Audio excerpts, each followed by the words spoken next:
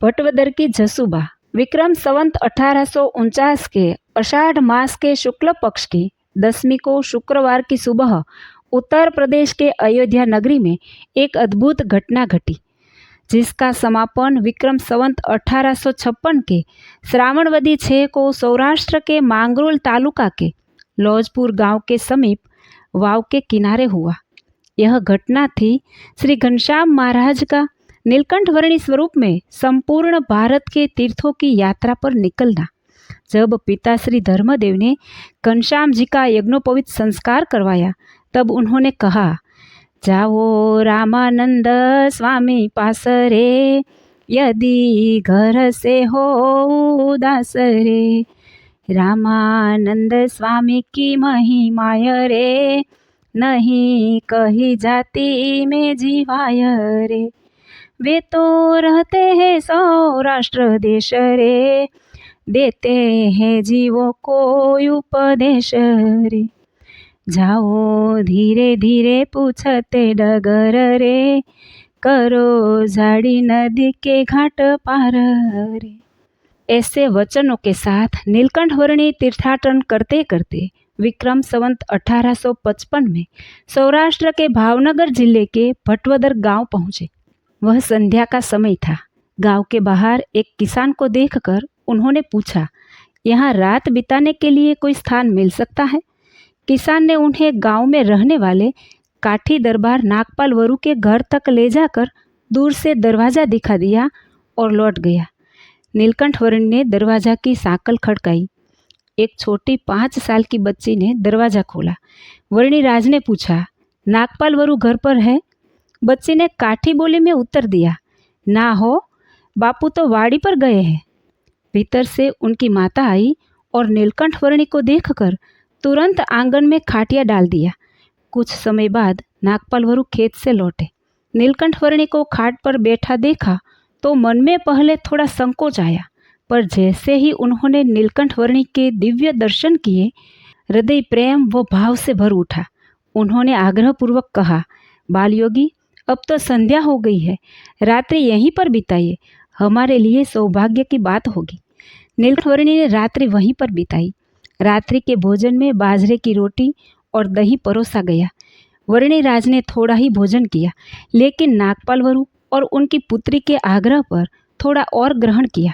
छोटी बालिका ने भी आग्रह किया, लेकिन जब वर्णिराज ने इनकार किया तो वह बोली, पिताजी ने दिया तब आपने लिया, मैं दूँ तो क्यों नहीं लेंगे?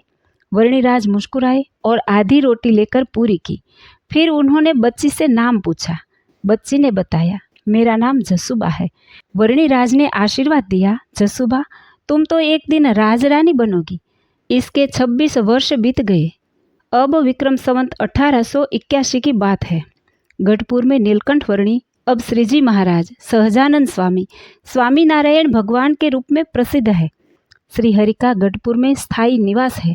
गढ़पुर को अब लोग स्वामी नारायण का गढ़पुर कहने लगे हैं। दादा खाचर ने पहले विवाह विक्रम संवत 1873 में बोटाद की मात्रा धादल की पुत्री मुकुदाबा से किया था। 12 वर्षों बाद भी उन्हें संतान नहीं हुई। मुकुदाबा ने श्रीहरि से प्रार्थना की कि वे दादा खाचर को दूसरा विवाह करने के लिए समझाए। श्रीहरि ने दादा खाचर से आग्रह किया और वे शर्तों पर मान गए। पहली शर्त, कन्या आप ही चुने। दूसरी शर्त, बारात की अगुवाई आप करें। तीसरी शर्त, विवाह के समय आप ही मेरे साथ रहे। चौथी शर्त, संत भक्त भी बारात में साथ रहे। भगवान श्रीहरि ने इन शर्तों को स्वीकार किया। उन्हें स्मरण हुआ भटवदर की जसुबा, जिसे उन्होंने 26 वर्ष पूर्व राज रानी बनने का आशीर्वाद दिया था। उन्होंने तुरंत कालू बावड़िया को भटवदर भेजा। नागपाल वरु इस प्रस्ताव से भाव विभोर हो उठे, लेकिन कहा कि पहले सुरबाई माँ, जीवूबा, लाडूबा से सलाह अवश्य ले। जब यह बात संतोषजनक रही तो श्रीहरि ने स्वयं विवाह की पूरी व्यवस्था की। कारभारी हरजी ठक्कर ने यह कहकर आपत्ति की कि नागपाल वरु की जाति थोड़ी नीची मानी जाती है। श्रीहरि नाराज हो गए और बोले, यह मेरे आशीर्वाद का संबंध है। जहाँ मेरा संकल्प जुड़ गया वहाँ ऊंच नीच नहीं होती। विवाह की तिथि तय हुई। विक्रम संवत 1881 महाशिवरात्रि महावद 10वीं तिथि पर महादिव्य बारात श्री हरि के नेतृत्व में भटवदर पहुंची। गांव के पादर में पहुंचकर श्री हरि ने अपनी छड़ी भूमि में गाड़ दी और कहा, यहाँ पानी मिलेगा। खुदाई होते ही पाताल से वरुण देव प्रकट हुए और मीठा जल बह निकला। विवाह की विधि पिठौड़ी के जीवा दवे ने संपन्न करवाई। विवाह पूर्ण होते ही श्रीहरि ने जसुबा को सोने की उतरी और दादा खाचर को हीरे का हार भेंट किया। इसके बाद श्रीहरि ने जसुबा से वरदान मांगने को कहा। जो वरदान जसुबा ने मांगा वह अवर्णनीय था।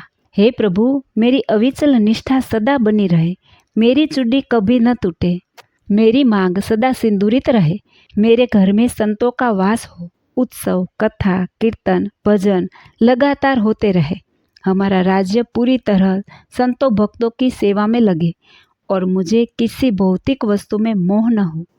मेरे पति अभय सुत को संतान का सुख मिले और उसके पूर्व मुझे आप अपने धाम ले चले। श्रीहरि इस प्रार्थना से अत्यंत प्रसन्न हुए और बोले, जसुबा, तेरा हर शब्द पूर्ण होगा। यह कथा नारी समर्पण, भक्ति, विनम्रता और दिव्य भाग्य की अद्भुत झांकी प्रस्तुत करती है। जसुबा एक साधारण किसान की पुत्री भगवान के वचन से राजरानी बनी और उनका जीवन स्वामीनारायण इतिहास में एक अमिट छाप छोड़ गया। जय श्री स्वामीनारायण।